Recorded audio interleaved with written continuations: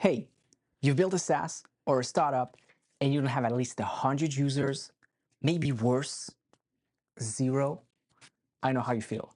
It's super frustrating. I've been there and I've helped people who were there. A couple of years ago, I was called an emergency because a big insurance company in the US had an entire team building a product that had 0 users, and they bet close to $1 million on it. And within 2 weeks, I managed to turn around the situation and get them their first users. And this is exactly what I'm gonna do. In this video, I'm gonna show you 10 things that you have to do to unfrench your situation. And if you don't know me, my name is Riley Riles. I'm a startup advisor and investor, and let's go. Boom. So the first thing that we have on our list, the very first thing you need to do is stop coding. And so the reason why you need to do that is because you may be building something that nobody wants or needs. The other thing is you may already have something that people are willing to pay for.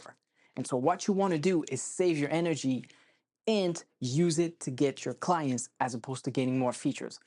I cannot tell you the number of consulting sessions that I've done where people spend up to a year and a half building things without customers just because they were convinced that this extra features would out of the blue get them all their customers. Reality is it doesn't work like that. So number one, stop coding. That includes the vibe coders. Letter bonus. As you stop coding, I want you to stop using the leverage. Stop using the automation stuff or any of the stuff that does a lot of work for you, where you can just press a button and it reaches out to a zillion numbers of people. I want you to start doing things that don't scale. We're going to do a lot of manual hands-on thing. I'm sorry, but that's how it works. That being said, once you've stopped the engine, the second thing that you need to do, the second important thing that you need to do is clarify your ICP. I cannot tell you the number of people I've talked to that don't really know who they're billing stuff for. So do me a favor. Take a sheet of paper and write down who your ICP is. Who is your ideal customer? And I don't want the regular Pokemon here. I want that shiny one that will get all the value of what you're building. That person that will get all the value of what you're building, and not someone who's just gonna enjoy a little bit of it.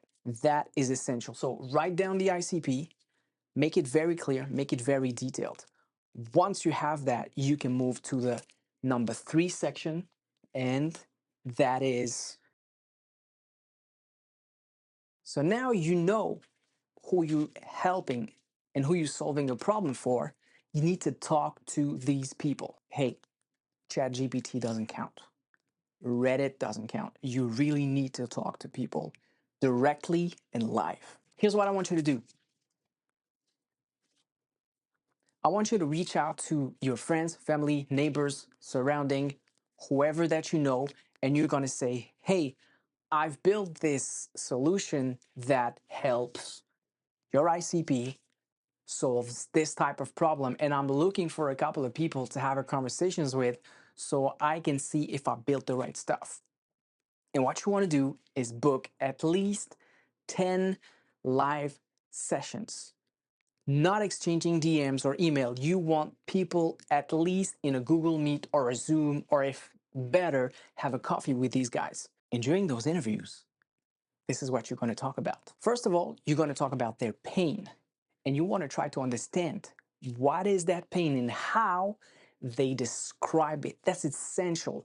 The word they use to describe it, because often we try to describe the pain of our customers with our own words, and these are not the words that they use. And so we have a mismatch in communication. So understand what is their pain and how they talk about it. And then you're going to test the messaging. So show them a couple of the message that you drafted on your landing page, on your content, and see how they react to it. Does it match or not? If not, take some notes. We'll update that in the next round. And then show them your current version of the product. Let them play with it. put it in their hands and see how they react to it. And ask them, hey, browse the stuff, play with it, and try to think out loud. I want to understand how you think and how you react about it. So if you see a button and then it has a certain word on it, let me know what you think and what you think is going to happen if you click on it. These kind of information that you want to do. And it's super important to let them play with the thing so you can actually get meaningful feedback from your real potential customers. And finally, ask them if they'd buy it or not, even for $1. And if they say no, ask the magic one-word question. Why? Because here, what you want to do is collect all the objections of why they don't want to jump into buying the product, even for $1, so that you can understand what's between them and your solution. What is that big wall in the middle? So that you can see how you can destroy it and get to the sales. And at this stage, there's a very, very high chance that you realize that you've built something that is disconnected from your customer's problem. That happens, which is why you can then bring the solution number 4, offer a manual version of the solution. Classic mistake is to try to jump into building a software, which is essentially a way to leverage a solution. But we often forget to start to do the things manually, the famous do things that don't scale. So here at the end of those interviews, if you've identified that the problem that they have is slightly disconnected to what you built, try to think if you can provide like a quick manual solution to their problem and see if they want to buy it or not. So that will give you a little hedge to sort of rebound on what you built as opposed to completely trashing your solution. And then the next natural thing to do after the step number 4 is to track the reaction and the objections. So at this stage, you have learned a lot about your ideal customer. You've talked to that person. You've seen what their real pain is. You've seen how they react with your product. If they didn't quite connect with it, you offered a manual solution, a little bit of a service that could fix the problem. And then you try to position a sale.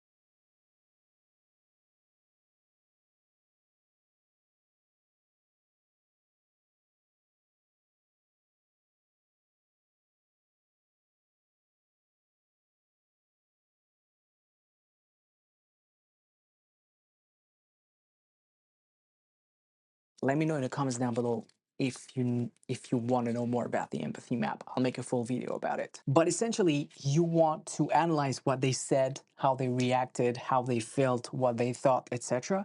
And then what are the objections?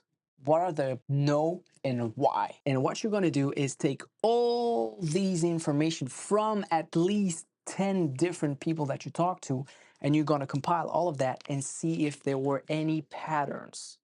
So maybe you'll find that 20% of your 10 users had the same little problem that was not addressed by your solution, or that could be addressed by a manual service, and then you're going to rebound onto that. And actually, that takes us to the next level. Update your messaging. So the next thing you want to do, if your product ticked the boxes and then you just realize that you are not communicating about it in the right way, then updating the messaging is the right thing to do. And what you want to do here is take the words that you learned from your ICP and how they reacted, how they talked, and use that language to craft the new message. So talk with the words of your clients and the ones you talk to craft new messages. And that means updating your landing page, updating your posts, updating your tweets, and all that content that you've created, and start crafting it around the language of your user. And once you've done that, the step number 7 is advertise daily. But be careful. What I mean by that is not going for ads. What I mean is make sure people know you exist and people know your solution exists and why it's important for them to give you a little bit of attention so you can help them how it's going to solve their problems. And yes, you want to do that every single day. Post content, reply to comments, send emails, make videos, get on phone calls, get to startup events, talk to neighbors, friends, families, whoever, but do it every single day and put it out there, because the reality is you can smell pizza from the other side of the street, but you cannot smell your SaaS from the other side of the internet. And so here's a little thing, because we can gamify a little bit the experience. So what you can do for step number 8 is start a sprint of 15 days to get 15 calls. Set yourself a very, very clear objective. Try to get 15 calls in 15 days. And in those calls, you basically do it all over again. Propose the solution, talk to the people, get to see the pain, let them play with the solution, and then see their reaction and objections. And the goal is, at the end, if they don't have any more objections, or if you've managed all the objections, position the sale. And at the end of that 15-day sprint, you'll have to do that one critical decision in the number 9. Ask yourself if you should pivot or not. If at the end of those 15 days and you talk to at least 15 people and everybody said, no, no, no, no, no, no, no, then you have to consider that maybe you're not building something good enough or for the right market, and you have to slash it. But here's the thing, 15 calls minimum, not 3. And I'm gonna give you a little bit of a bonus with this number 10 that you can do to get you to all that list till number 9, is how you can structure your calendar to do that. So essentially, your calendar should be composed by only 2 things. In the morning, you do sales. In the afternoon, you work on the product. Boom.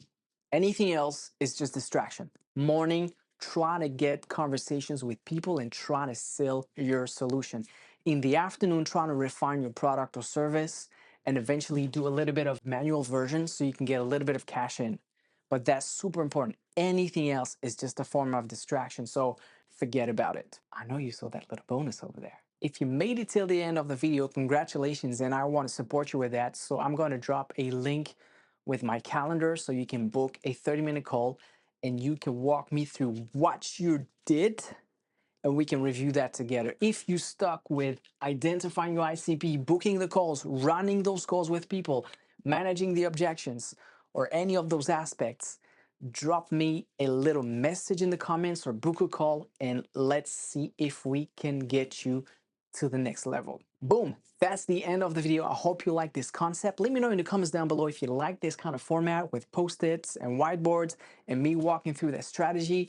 Let me know if this content was useful, and hopefully if it helped your business, your SaaS or your AI SaaS or AI micro SaaS. So see you on the next one. But until then, you know the drill.